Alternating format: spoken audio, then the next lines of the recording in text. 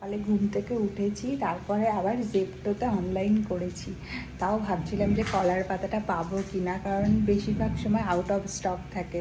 কালকে দেখে রেখেছিলাম, তবে আজকে পাওয়ার সম্ভাবনাটা কমই ছিল, কিন্তু দেখলাম না পেয়েছি, আউট অফ স্টক হয়নি। তাই জন্যে কিছু জিনিস হচ্ছে এখন যেহেতু রামদান চলছে বলে হচ্ছে জিনিসের একটু দামও বেশি নিচ্ছে অনলাইনে।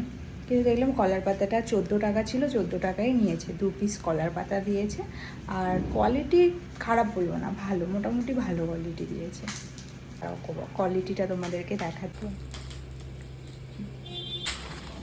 এই ভিডিওটা অনেক দিন আগের করা। আমি শেষ পোস্ট করেছিলাম যে আমার বাড়িতে ব্লাড টেস্ট করতে এসছে, এবং তারপর থেকে আমি ভিডিও দিই না। মোটামুটি আমার ভিডিওতে ওই 16 থেকে 17টা লাইক পড়ে, তার মানে এই 16 থেকে 17 জন আমার ভিডিও রেগুলারই দেখে। তো তাদের মনে তো প্রশ্ন আসতেই পারে যে হঠাৎ করে কি হলো। এই শর্ট ভিডিওতে কতটুকুই বা বর্ণনা দেওয়া যায়, তবে আমি তো এখন মোটামুটি শর্ট ভিডিওই দিয়ে থাকি, তাই সেই সব কথার উত্তর নিয়ে আমি একটা বড় ভিডিও আনবো খুব তাড়াতাড়ি।